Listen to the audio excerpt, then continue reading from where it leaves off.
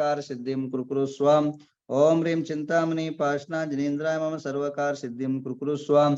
ओम ह्रीं चिंतामणि पाषाण जनेन्द्राय मम सर्वकार सिद्धिं कुरु स्वाम। ओम ह्रीं चिंतामणि पाषाण जनेन्द्राय मम सर्वकार सिद्धिं कुरु स्वाम। ओम ह्रीं चिंतामणि पाषाण जनेन्द्राय मम सर्वकार सिद्धिं कुरु स्वाम। ओम ह्रीं चिंतामणि पाषाण जनेन्द्राय मम सर्वकार सिद्धिं कुरु स्वाम। ओम ह्रीं चिंतामणि पाषाण जनेन्द्राय मम सर्वकार सिद्धिं कुरु स्वाम। ओम ह्रीं चिंतामणि पाषाण जनेन्द्राय मम सर्वकार सिद्धिं कुरु स्वाम। ओम ह्रीं चिंतामणि पाषाण जनेन्द्राय मम सर्वकार सिद्धिं कुरु स्वाम। ओम ह्रीं चिंतामणि पाषाण जनेन्द्राय मम सर्वकार सिद्धिं कुरु स्वाम। ओम ह्रीं चिंतामणि पाषाण जनेन्द्राय मम सर्वकार सिद्धिं कुरु स्वाम। ओम ह्रीं चिंतामणि पाषाण जनेन्द्राय मम सर्वकार सिद्धिं कुरु स्वाहा। ओम ह्रीं चिंतामणि पाषाण जनेन्द्राय मम सर्वकार सिद्धिं कुरु स्वाहा। भले चिंतामणि बाबा की जय। सकल दुख हरता की जय। सकल सुख करता की जय। इस बाबा का अद्भुत चमत्कार है। इच्छित बहुत बहुत आशीर्वाद प्रेमचंद जी, बहुत बहुत अद्भुत जो है, अद्भुत अलौकिक शक्ति संपन्न भगवान है। इसकी जो आराधना करता है, स्तुति करता है, उसके जीवन में कभी कोई कमी नहीं रहती है। बहुत आशीर्वाद और किसी प्रकार की कमी आपको देखने को नहीं मिलता है। और सभी परिवार को बहुत बहुत विषय पर चलते हैं। बहुत महत्वपूर्ण का विषय ये तो उसको ऑपरेटर यार दरो। अभी जो है महत्वपूर्ण का विषय ये है, अभी हम आज बहुत विशेष आगम अनुसार जो है आपको ज्योतिष के बारे में नॉलेज देते हैं। और इसको रिकॉर्ड भी कर लीजिए और अपने नोट भी कर लीजिए। बार बार जो है इस चीजों को बताना संभव नहीं है। कभी कभार जो है मूड बन जाता है और साहित्य आपके सामने रखता हूं, क्योंकि अनेक कार्यों में व्यस्त रहता हूं। और आज इसलिए यह विषय रखनी पड़ी, क्योंकि कोई भी विषय अगर सामने आता है उसका कोई कारण होता है। आज उसका विषय रखने का कारण ये है, आज कर्नाटक से इसरो ने जो सूर्य ग्रह के लिए एक नया अनुक्रम आदित्य के पास भेजा। जैसे चंद्रयान 3 को भेजा था, सूर्य के लिए आदित्य को भेजा है। जैन धर्म क्या कहता है और जैन धर्म में सूर्य चंद्र आदि की व्यवस्था क्या है, जैन भूगोल क्या है, इन विषयों पर व्याख्या आपको रखता हूं। सबसे पहले समझ लीजिए ज्योतिष किसे कहते हैं। ज्योतिष सूर्यादि ग्रहाणाम बोधकम शास्त्रम ज्योतिषः। जो सूर्य आदि ग्रहों का जो बोधन करवा दे, ज्ञान करा दे, नॉलेज करा दे, उसका नाम ज्योतिष। और सरल ग्रंथ जो है तत्वा सूत्र के 4था अध्याय और 4 सूत्र 12, 13 और 14, 15 जो सूत्र है, उन सूत्रों में भी बहुत सरलता से व्याख्या हुआ है। वहां से शुरू करते ज्योतिष काम क्या करते हैं। ज्योतिष के 5 भेद है। ज्योतिष के 5 भेद है। गाथा नंबर सूत्र नंबर 12, अध्याय नंबर 14। 12वें नंबर सूत्र प्रतिपादन कर रहे हैं आचार्य उमा स्वामी जी। ज्योतिष का सूर्य चंद्र मसो ग्रह नक्षत्र तारकाश्य। ज्योतिष का सूर्य चंद्र मसो ग्रह नक्षत्र प्रकीर्ण का तारकाश्य। ज्योतिष के जो है 5 भेद हैं। सूर्य, चंद्रमा, ग्रह, नक्षत्र और प्रकीर्ण, ये 5 हैं। और ज्योतिष लोकों का निवास मध्यलोक से, समतल से। ये जो आप जो समतल बोल रहे हैं ना, जो पृथ्वी मानते हैं हम, इसको शुद्ध पृथ्वी नहीं है, ये अशुद्ध पृथ्वी है, ये उठा हुआ पृथ्वी। समतल से, मध्य लोक से समतल से 790 योजन ऊंचाई जाने के बाद ज्योतिर्लोक शुरू होता है, और 900 में आकाश में है ये सब ग्रह। कहाँ है? 900 योजन की आकाश में जो है तक ये सारे ग्रह नक्षत्र आदि दिखाई देते हैं। अब ये करते क्या है, इनका काम क्या है? मेरु प्रदक्षिणा नित्य गतयो नरलोके, जो सुमेरु पर्वत है, विशाल काया महामेरु है, उस महामेरु के जो है ये नित्य निरंतर परिक्रमा करते हैं। अब परिक्रमा करने से होता है क्या है? घूम रहे हैं। कई लोग इस पर टोंट ही करते हैं। क्या टोंट करते हैं? कई बार मैं देखता हूँ, सबकी मजा लेता हूँ। कई कई ज्योतिषी, कोई वैज्ञानिक, कोई नास्तिक, कोई साधु, अरे खुद ही ग्रह स्थिर नहीं है तो अपने का क्या स्थिर करेंगे भाई? अरे वही अस्थिर है इसलिए आप लोग स्थिर हो, वह स्थिर है इसलिए आप स्थिर हो। अगर ग्रह रुक जाए तो सारे आप अस्थिर हो जाओगे। सूर्य चंद्र के किरण रुक जाए तो आप कुछ ही समयों में आप धड़ाधड़ आप मरने लग जाओ। सूर्य चंद्रमा अगर स्थिर हो जाए और भूलोक के अंदर महाभूकंप महाप्रलय शुरू हो जाए,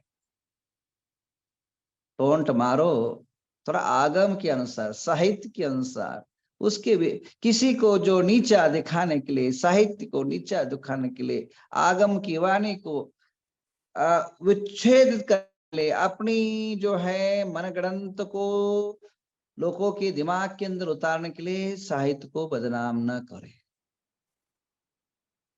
आप ग्रह नक्षत्र करते क्या है आप समझ गए ना? क्या करते हैं? मेरु प्रदक्षिणा नित्य गतयो नरलोके, मेरु की प्रदक्षिणा नित्य जो है परिक्रमा करते हैं। और उससे होता क्या है? तत्कृत काल विभागा, उससे जो है दिन है, रात्र है, मास है, महीना है, और ऋतु है, और इसी प्रकार जो है आयन है, 6 महीने का विभाग है, वर्ष है, संवत्सर है, घटी है, घंटा है, काल है, ये सारे प्रकार के जो है और इससे ही परिवर्तन होते हैं। ये हुआ तत्वास सूत्र की बात। अब बहुत लंबा है, बहुत ज्यादा नहीं, संक्षिप्त से बहुत ज्यादा सिद्धांत बताऊंगा तो बोर हो जाओगे, इसलिए मैं उतनी ही आपको थोड़ा सा हिंट करा दो, इतना ही आप समझ लेना।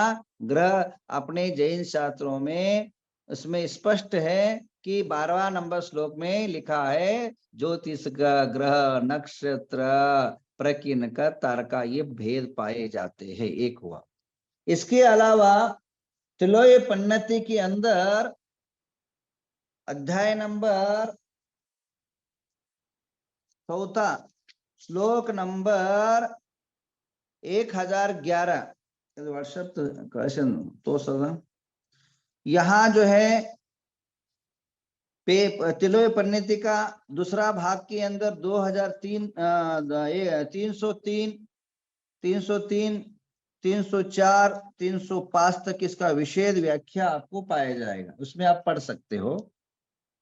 उसमें जो है लिखा है, आचार्य वृत्ति ऋषभ आचार्य बहुत बड़े, ये हमारे जैन साहित्य के जैन भूगोल का सबसे बड़ा ग्रंथ है। इसको ये अगर समझ लेते हैं तो सारा जैन के धर्म के अनुसार पूरा 3 लोक का वर्णन इन्हीं के अंदर पाया जाता है। ये जो है पुस्तक है त्रिलोय पन्नति, त्रिलोय पन्नति ये पुस्तक है। यह पुस्तक जो है जो मनुष्य पढ़ लेता है वह त्रिलोय पन्नति, वो पूरा जैन भूगोल, जैन धर्म के अनुसार सृष्टि कैसा है, जैन धर्म के अनुसार त्रिलोय पन्नति, त्रिलोय पन्नति शब्द है, त्रिलोय पन्नति 3 लोकों का प्रतिपादन करने वाला ग्रंथ का नाम त्रिलोय पन्नति है। ये आचार्य यतिवृषभ द्वारा रचित है, बहुत प्राचीन जो है आचार्य के द्वारा रचित है। हाँ, और यह कोई सामान्य ग्रंथ नहीं है, और यह प्रमाणिक ग्रंथ है, और इस ग्रंथ को पढ़ना ही और समझना ही बहुत बड़ा जो है अपने आप में कीड़ी खीर है। और इसको समझना, उसके अनुसार त्रिलोकी को नक्शा समझना, आप सामान्य लोग जो है समझ नहीं पाओगे। तो भी जो है मैं एक आध दो श्लोक को आपको बताते हुए आपके लिए जो उपयोगी है उसको मैं कह रहा हूं। अब इसमें गाथा नंबर, अध्याय नंबर 4, गाथा नंबर 1011 नंबर में क्या लिख रहे हैं आचार्य? नैमित्तिकाय रिद्धि नभ उभंगम सारे विन वेजनयम लखन चिन्ह सहुनम अष्टवेपे वित्थरियम। रिद्धि की वर्णन करते हुए, 64 रिद्धि का वर्णन करते हुए निमित्त रिद्धि के बताते हुए कह रहे हैं, निमित्त रिद्धि नभ, भौम, अंग, स्वर, व्यंजन, लक्षण, चिन्ह और स्वप्न, ये ज्योतिष के 8 भेद हैं। और क्या कहते हैं आगे, क्या कह रहे हैं?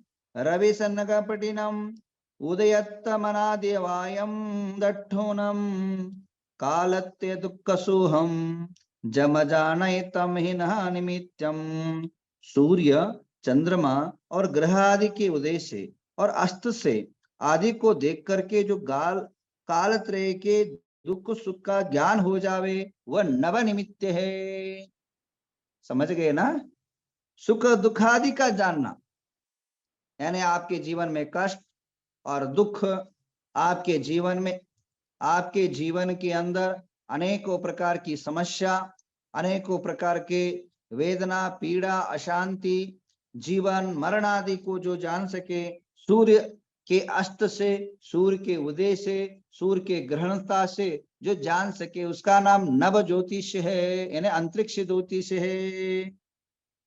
आगे लिखते हैं, घन सूर्य निदम गुणे भुवनम जम जानाय तम खय पड्यम तस्मय कनय जयदि महापूनम दिशा विदेश अंतरेषु चौरंग बलदिठम च दुट्ठनम जम जानाय जयम जयम तम भौमयम निमित्त दुठितम। पृथ्वी के घन, साद्रता, तुषार, पोलापन, सिग्धता, रुक्षता गुणों का विचार करके तांबा, लोहा, स्वर्ण धातु को हानि, वृद्धि, हानि, नुकसान और अच्छा, दिशा विदिशाओं के अंतरंग चतुरंग देख करके जय और अजय, पराजय को जानना, उसे भौम निमित्त कहा जाता है। भूमि संबंधी, भूमि के तरल पदार्थ जो मट्टी होती है, वो वास्तुशास्त्र के अनुसार जो मट्टी होती है, वह मट्टी को देख करके ये सिग्ध है या रुक्ष है, उससे जय आई विजय, क्या लिखा है, क्या लिखा देखिए, जयम च खयम वड्ढही, जय और पराजय को जानना, उसका नाम भूम निमित्त है। जयम जम जानई जय मजयम, जम जाने, जिसको देख करके, जिसको जान करके, जय और विजय का तम भमय निमित्तम दुट्टम, और जय विजय और पराजय को जाने, भूमि को देख करके अपना जीवन के अंदर सभी कार्यों के विजय कर सके, सारी कार्य सफलता कर सके। भूमि, जिस भूमि को हमें मंदिर बनाना है, घर बनाना है, जीवन जीना है, या अपना फैक्ट्री खोलना है, उद्योग खोलना है, धर्मशाला बनाना है, मंदिर बनाना है, या तीर्थ क्षेत्र बनाना है, जिस भूमि को देख करके उसकी सिद्धता, उसकी रुकता को, उसकी शुभ अशुभता को देख करके, और अपनी जयम विजयम च, जयम विजयम च तम भमय निमित्तम, उस भूमि को देख करके जो ये करे, क्या नाम उसको जाने, उसका नाम भौम निमित्त है। आगे लिखते हैं, वातादिक पड़योरियम रस्य सत्ताईसम निन्नानाम निर्याणम अंगोआणम दर्शन पास नरत्रिय तदठम च जानयम दुख सुख मरणादि कालत्रयम निपन्नम अंग निमित्तम प्रसिद्धम। मनुष्यों के त्रियोंचों के अन्न, अंग और उपांग वात आदि तीन प्रकृतियों को, 7 प्रकार की धातुओं को देख करके तीनों कालों में उत्पन्न होने वाले सुख दुख जीवन मरण आदि जानना, ये अंग निमित्त है, ये ज्योतिष है। क्या कह रहे आचार्य? आचार्य तीव्र कह रहे हैं कि अब बताओ, एक मनुष्य के पैर को देख करके, एक मनुष्य के हाथ को देख करके, उसके वात पित्त आदि कप को देख करके, और अनेक प्रकार के काल को जान करके जीव सुख और दुख, सुख दुख जानना किससे? काल क्या है? तस्य काले निमित्तम, उस निमित्त से जो है जानना। जम जानाई सुख दुखम मरणादि, जम जानाई दुख शोक मरणादि, दुख और सुख आदि मरणादि को कालत्र निमित्तम अंग निमित्तम, उसको अंग निमित्त ज्योतिष का है। अब बताओ ये इससे कैसे संभव है? फिर ये ज्योतिष शास्त्र का आचार्य कह रहे सुख दुख आदि जो है शरीर के लक्षण से पाए जाते हैं। बहुत सारा प्रकरण है, वो उतने नहीं मैं न कह रहा हूं।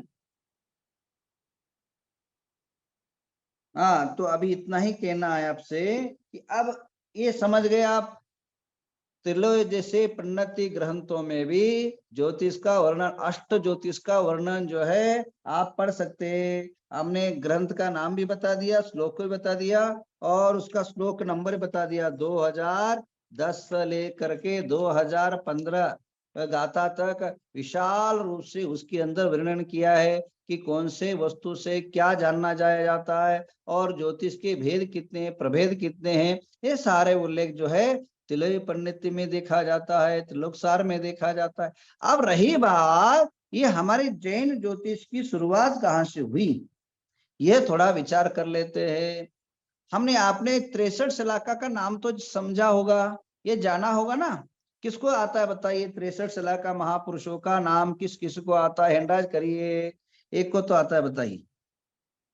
63 शलाका महापुरुष हुए, एक का नाम आया, 2 का नाम आया, 3 आए, 4 है, तो बहुत सुंदर 63 शलाका नाम आप जानते